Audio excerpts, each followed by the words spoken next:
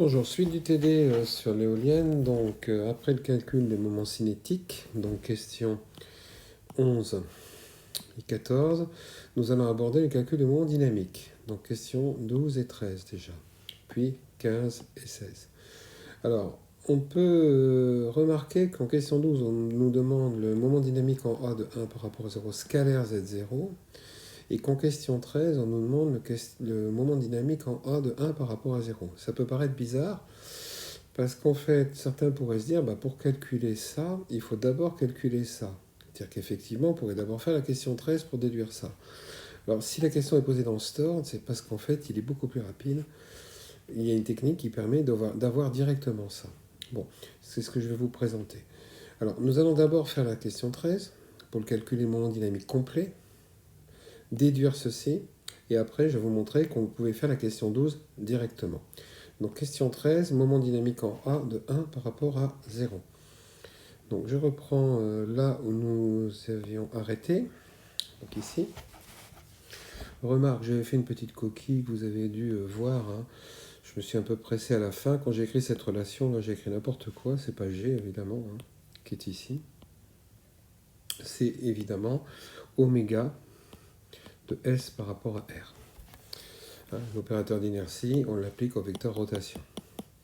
Bon, j'avais noté G, c'était n'importe quoi. Donc voilà. Donc nous allons maintenant donc aborder donc la question 13, à savoir calculer le moment dynamique en A de 1 par rapport à 0. Alors pour calculer le moment dynamique, idem que pour le moment cinétique, il faut connaître la formule du moment dynamique par cœur. Donc on avait vu que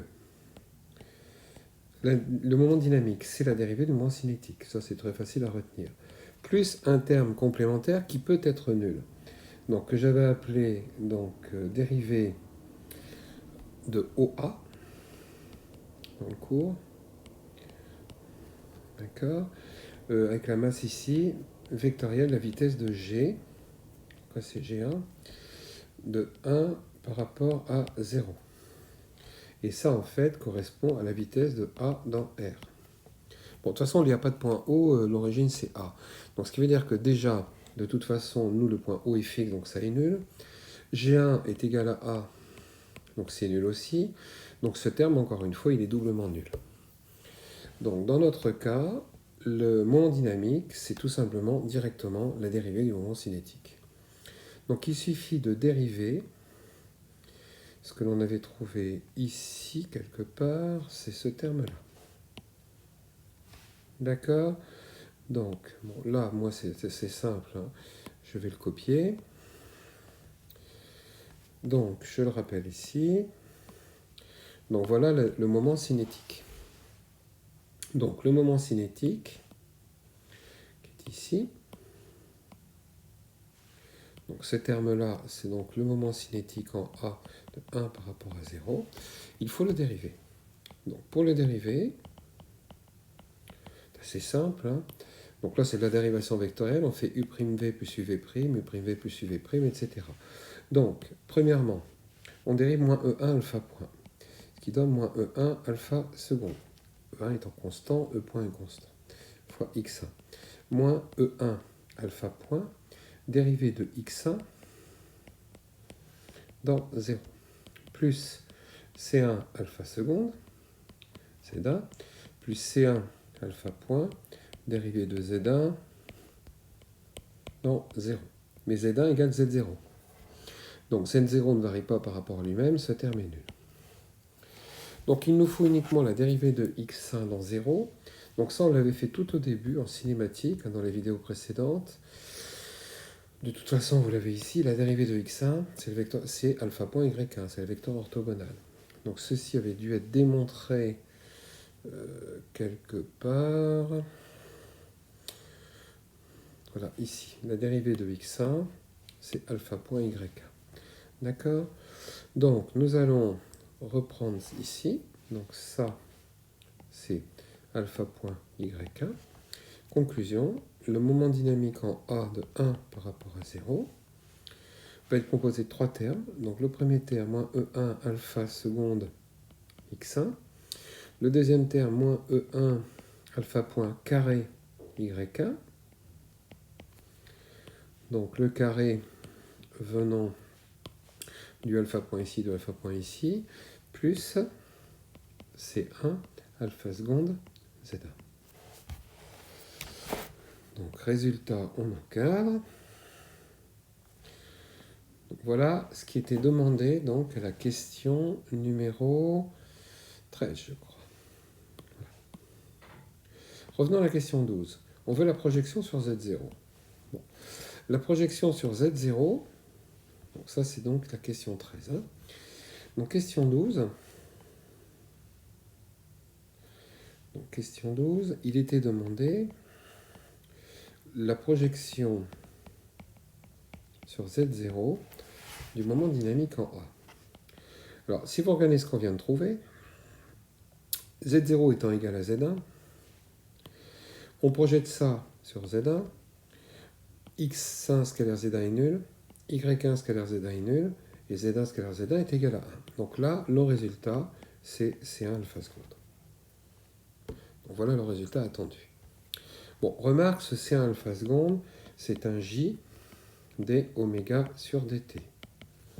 Puisque C1, c'est le terme dans la matrice, le troisième terme, hein, donc c'est le moment d'inertie autour de l'axe Z. Alpha seconde, c'est la dérivée de alpha point, et alpha point, c'est la dérivée, et alpha point, c'est oméga. Donc on retrouve le fameux J d oméga sur dt, c'est-à-dire que c'est bien la dérivée du moment cinétique, hein, pour faire un parallèle avec la physique. Alors comprenez bien que, là nous avons fait le calcul complet, nous avions trois termes. Et le terme intéressant qui était demandé, on verra pourquoi dans l'application du principe fondamental de la dynamique, c'est uniquement celui-là. Donc il existe une technique qui permet de trouver directement celui-là. Alors là, le gain n'est pas évident puisque ce calcul est relativement facile. Mais imaginez un calcul, on le verra dans les questions suivantes, où ces trois termes sont très gros en poids. Ben, ça sert à rien de calculer ces deux-là si on ne veut que celui-là. Ok ?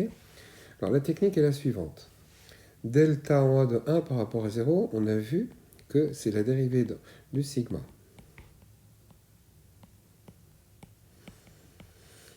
Donc en fait, nous avons ceci à calculer.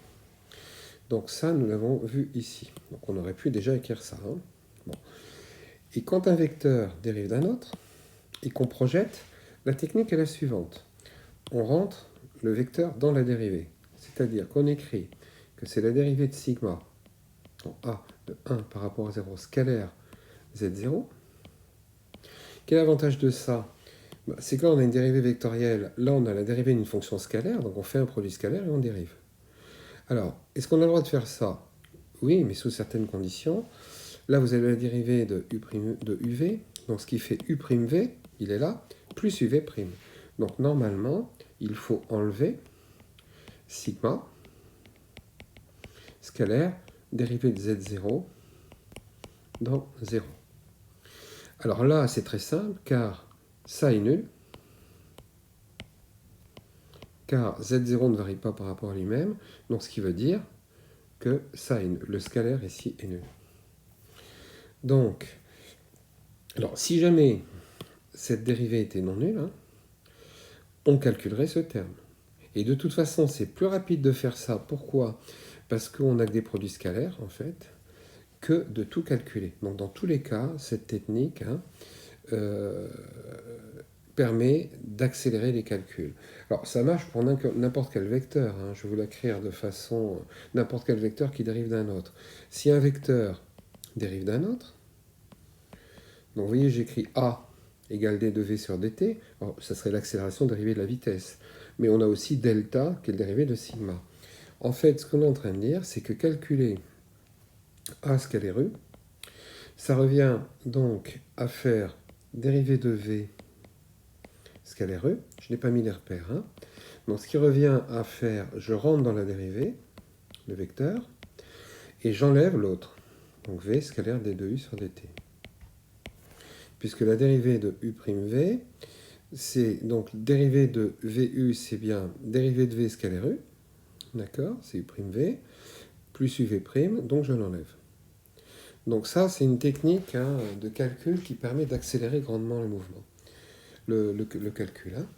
Donc en fait, démonstration, je calcule d'abord sigma en A de 1 par rapport à 0, scalaire Z0, c'est-à-dire je fais ce calcul. Donc ce qui est un calcul de produit scalaire, hein, qui est très simple.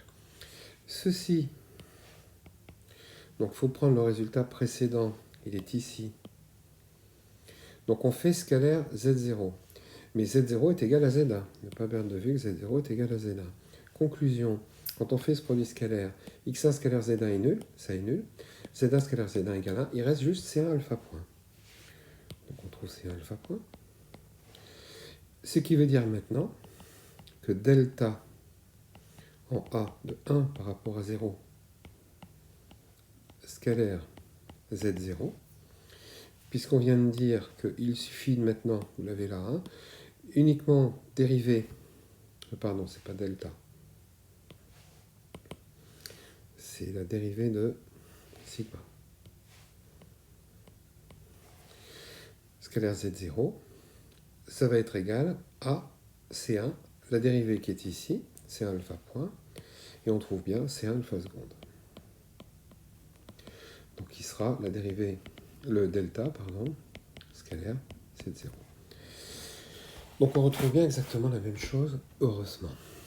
Bon, là, ça peut paraître un peu long parce que je prétends vous l'expliquer, mais si on résume, en fait, c'est quand un vecteur dérive d'un autre, je rentre le vecteur dans la dérivée, ne pas oublier d'enlever le terme en trop. Là, c'est simple parce qu'il est nul, c'est-à-dire qu'en fait, si vous projetez sur un vecteur où vous dérivez, forcément, ça sera nul. Je calcule le produit scalaire et je dérive. Et on trouve directement cette composante. Voilà pour les questions 12 et 13. Donc, je les ai fait dans un ordre différent pour vous expliquer la technique. La suite. Nous allons passer maintenant au calcul du moment dynamique, donc question 15. Delta en G2, de 2 par rapport à 0, scalaire x1. Alors pour l'instant, vous avez remarqué qu'on fait des calculs sans comprendre pourquoi on les fait. Hein. C'est-à-dire que là, je traite tout d'abord la partie calcul, et c'est de la question 18, hein, qui sera l'application du PFD, qui va vous justifier que tous ces calculs étaient nécessaires. Hein. Donc j'ai l'habitude de faire comme ça, c'est-à-dire qu'on traite d'abord le problème de calcul, et après on s'intéressera à la méthode. Donc question 15, delta en G2 de 2 par rapport à 0, scalaire x1. Alors allons-y. Donc question 15. Donc delta en G2 de 2 par rapport à 0, scalaire x1. Alors le delta, encore une fois, il faut connaître la formule, hein, c'est la dérivée de sigma. Delta dérivée de sigma, plus un terme, bon là j'écris 0 directement, le terme complémentaire, donc normalement c'est m2, dérivée de OG2, dérivée de OG2, vectorielle vitesse de G2. Donc, vitesse de A, pardon. Bon, enfin, le terme complémentaire, vous vous souvenez, il peut être nul, il est nul, pardon, si on est au centre de gravité, ce qui est le cas, ou si on exprime un point, on exprime le moment un point de vitesse nulle. Donc là, on a uniquement ceci. Donc maintenant, on va tout simplement dire que la dérivée de sigma en G2 de 2 par rapport à 0 dans 0, scalaire x1. Nous avons calculé ça, puisque c'est bien égal à delta en G2 de 2 par rapport à 0, scalaire x1. Conclusion.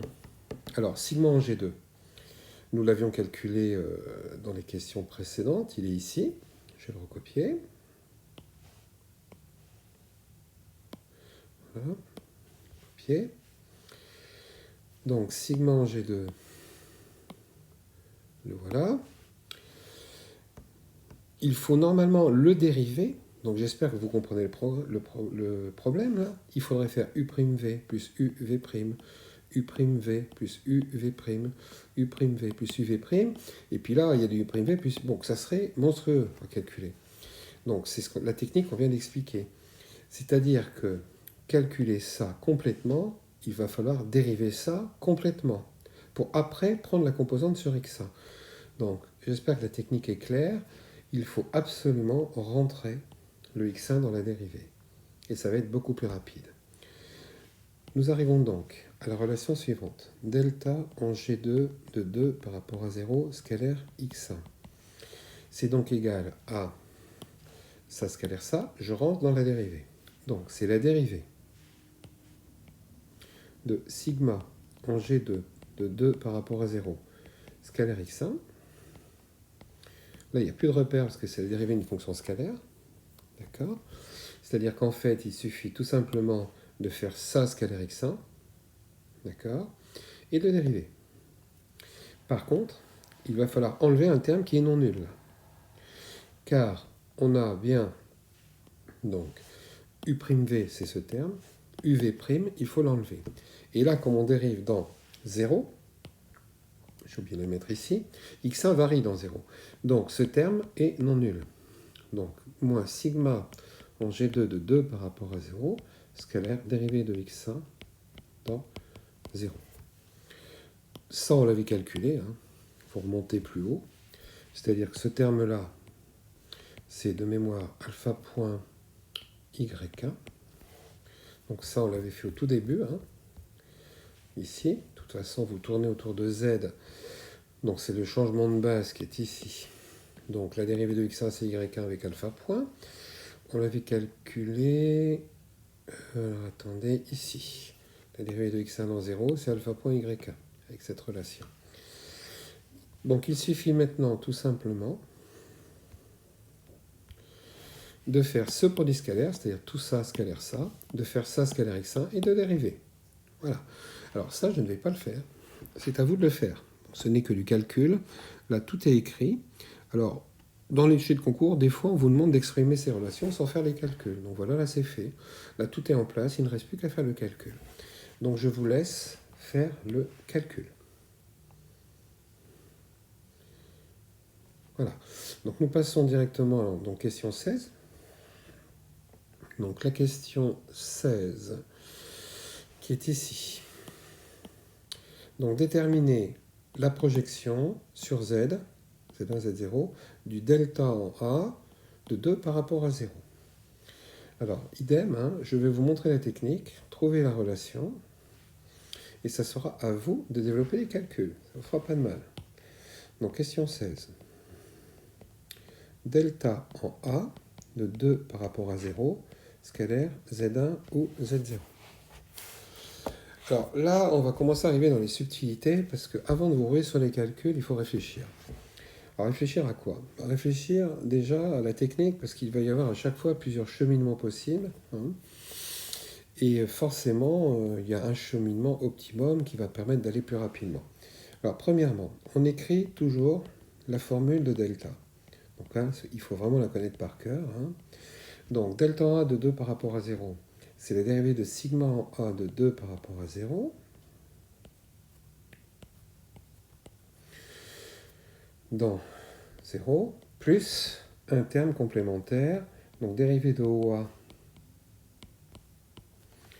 dans 0, ou vitesse de A dans 0, vectorielle vitesse de G2 de 2 dans 0. Alors là, on a de la chance. Alors G2 est mobile, G2 bouge dans 0. Par contre, mon A est fixe dans 0. Donc ce terme est nul. Donc 0 car A est fixe dans 0. Donc on pourrait continuer en disant, on a trouvé la bonne technique, il suffit de dériver sigma en A de 2 dans 0, scalaire Z0. Donc technique précédente, je rentre Z0 dans la dérivée, on a dérivé le sigma en A de 2 dans 0, scalaire Z0, moins sigma scalaire de 2Z0 sur 0 qui est nul. Bon, on pourrait dire, tiens, c'est pas mal comme ça. Le problème, c'est le sigma en A de 2 dans 0.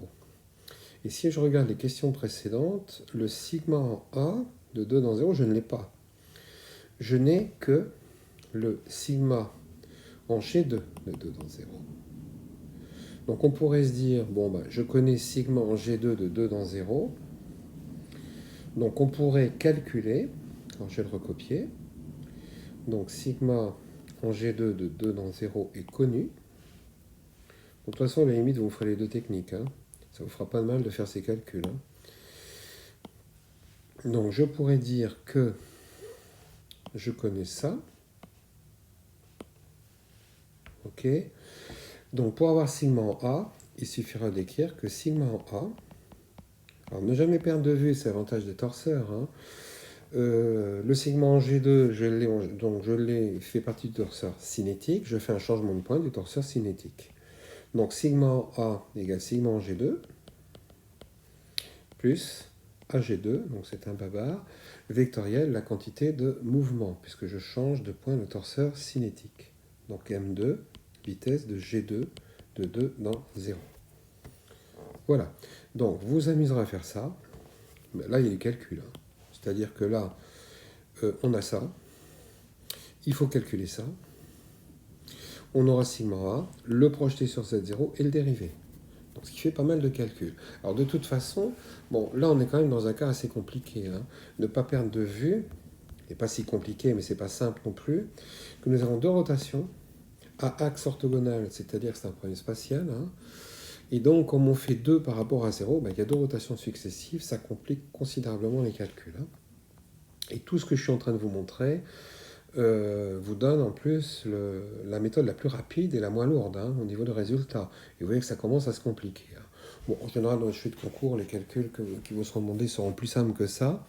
Par contre, on peut imaginer dans les concours étoilés hein, que l'on vous demande de développer ces relations, d'accord, pour montrer que vous savez ce que vous savez faire, et de ne pas vous faire développer les calculs, hein, et de vous faire développer les calculs plus simples à un autre endroit du sujet. Donc, c'est-à-dire que c'est pour ça que c'est important cette technique calculatoire. Bon, deuxième méthode, qui à mon avis est plus simple que celle-ci, parce que là, vous voyez, je suis obligé de refaire un babar sur le torseur cinétique, etc., mais elle va arriver au même résultat. Alors pourquoi? On vous demande delta en A de 2 par rapport à 0, scalaire Z1. Si on revient en arrière, on a calculé quoi? Alors au niveau du delta, on n'a rien calculé pour 2 par rapport à 0. Mais par contre, ce qui peut être intéressant, c'est de dire qu'en fait, je veux delta en A. Alors moi, je vous conseille cette technique, qui à mon avis va être plus rapide. Je vais dire que le delta en A, c'est le delta en G2, que je ne connais pas encore. Hein. Donc là, c'est le babar du torseur dynamique. Donc plus AG2, vectoriel, la quantité d'accélération. La masse fois l'accélération de G2 de 2 par rapport à 0. Alors vous ferez attention parce que A c'est le point ici et là A c'est l'accélération. Hein. Et le delta en G2, ben, comme c'est en G2, c'est assez simple. C'est la dérivée du sigma en G2. Donc dans 0. Donc voilà. Donc c'est pour ça que dans l'étude cinématique, entre autres, j'avais calculé ceci en plus. Et le sigma en G2, ben, ça tombe bien, on l'a. Il est ici. Alors, ne pas perdre de vue que nous, on veut projeter sur Z1. Donc j'écris tout. Hein. Ce qui veut donc dire que delta en A de 2 par rapport à 0, scalaire Z1 ou Z0. Ben, c'est tout simplement tout ça, scalaire Z1. Là, scalaire Z1, je rentre le Z1 dans la dérivée. Et comme Z1 égale Z0, je n'aurai pas l'enlever. C'est ce qu'on a vu précédemment. Donc on va trouver dérivée de sigma en G2 de 2 par rapport à 0, scalaire Z1 ou Z0. C'est très simple. D'accord? Moins normalement sigma scalaire dérivée de Z1, mais c'est dans 0, donc elle est neutre, je ne l'écris même pas, plus A G2, vectoriel M2, accélération de G2 de 2 par rapport à 0, scalaire Z1 ou Z0. Voilà. Donc vous me ferez ce calcul. Donc je ne vais pas développer le calcul, hein, c'est à vous de le faire. Donc vous me ferez, alors, vous voulez toujours avoir des exercices supplémentaires, ben, vous me ferez les deux méthodes. Hein. C'est-à-dire vous allez me faire la méthode ici, hein, qui est plus longue, hein, et vous allez me faire la méthode ici, et vous verrez qu'on arrive au même résultat. C'est préférable. Bon, vous remarquerez que là, de toute façon, on a l'accélération, hein, et là, quand j'ai fait le bas barre du torseur cinétique, il est là, hein, c'est le vecteur vitesse, et de toute façon, comme on dérive après, on retrouve bien l'accélération. Donc tout ça, bon, c'est la même chose en fait, hein. Donc voilà. Bon, j'espère que tout ceci est à peu près clair. Donc travaillez bien cette vidéo, finissez-moi les calculs, hein. Et donc toute la partie cinétique, dynamique, calculatoire est terminée. Puisque là, bon, on a vu la cinématique, on a revu la modulation statique qui va servir pour le PFD, le calcul d'opérateur d'inertie, le calcul du moment cinétique, le calcul du moment dynamique. Donc tout ça n'est que du calcul. Donc la suite va être plus intéressante. C'est maintenant à quoi servent ces calculs. Donc ça va être l'application du principe fondamental de la dynamique. Plus tard, ça sera le théorème d'énergie cinétique, en vue d'obtenir soit les forces ou les couples moteurs, soit les équations des mouvements. Donc voilà. Je vous remercie de m'avoir suivi et je vous dis à bientôt.